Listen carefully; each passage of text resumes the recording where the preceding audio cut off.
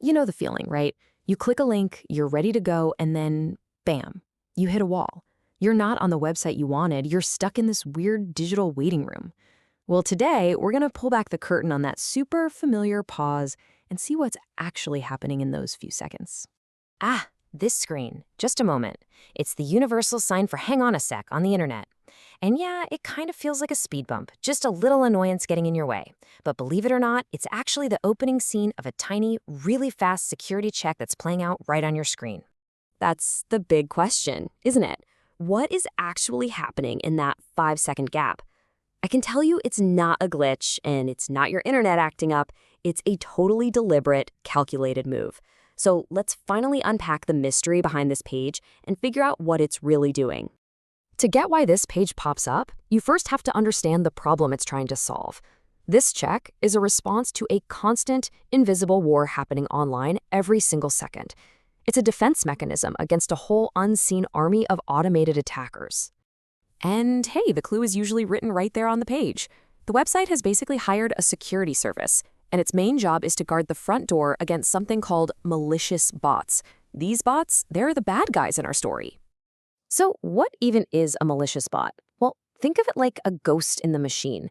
It's not a person, it's just a piece of code, a little robot designed to do tasks at a speed and scale that no human ever could. And trust me, their intentions are not good. This really puts it into perspective. On one side, you have you, a human, here to read an article, maybe buy something. But on the other side, you've got the malicious bot, and it's here to cause trouble. While you're browsing, it's trying to steal massive amounts of data. While you're logging into your account, it's trying to force its way into thousands of others, or even crash the whole website by overloading it. Okay, so we've got our villain, the malicious bot. Now it's time to meet the hero. That security service we mentioned, it's basically a bouncer for the website. Its one and only job is to stand at the digital front door and make sure only legit visitors, like you, actually get inside. And when you see this phrase, performing security verification, that's the bouncer doing its job. It's the exact moment your connection is being put under a microscope. The service is running a bunch of super fast checks on your browser to figure out, is this a real person or a sketchy bot? So here's how it goes down really fast. First, when you try to visit the site, the website basically calls for its bouncer. Second, that security service jumps in between you and the site. Third, it runs all its little checks on you.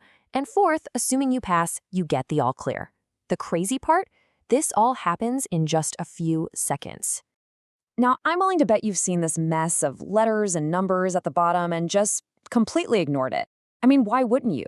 But this Ray ID, even though it looks like technical junk, is actually a super important part of this whole security dance. See, that Ray ID isn't random at all.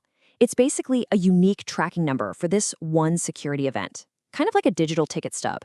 If anything goes wrong, both you and the website can use this ID to look up exactly what happened during that check. It's all about leaving a paper trail. All right, so you've passed the test, the bouncer has checked your ID, and now it's finally time to let you into the club. Ah, and there it is, the sweet relief. Just two simple words that mean the system is confident you're a real human being.